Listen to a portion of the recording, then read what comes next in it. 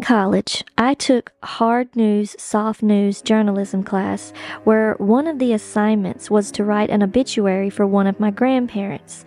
The professor told us to write it on a deceased grandparent, but if all of your grandparents were still alive, we had to choose one. In my case, all of my grandparents were alive. I procrastinated actually doing the assignment until the night before it was due because it seemed like a morbid assignment. I gave my mom a call and asked her for some basic biographical information about my maternal grandfather. As we were talking about my grandpa's career, my mom couldn't recall the name of one of the companies he worked at. She lectured me about waiting until the last minute to write the assignment because it was late, 10:30 p.m. my grandpa's time.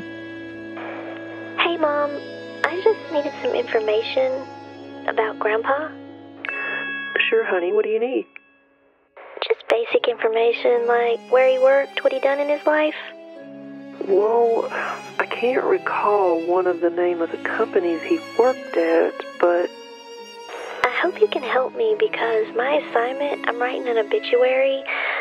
Yeah, my professor wants us to write an obituary about our grandparents, and it's due tomorrow, so I'm really hoping you can help me. honey, why have you waited till the last minute? That's never good. When my mom called my grandma answered the phone in a panic. My grandma frantically explained that the paramedics had just arrived and were performing CPR on my grandpa because he had stopped breathing and lost consciousness.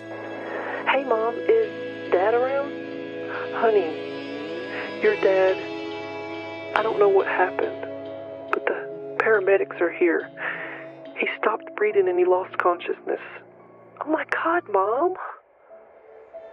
My mom was able to stay on the phone with my grandma until they took my grandpa to the hospital where he was declared dead.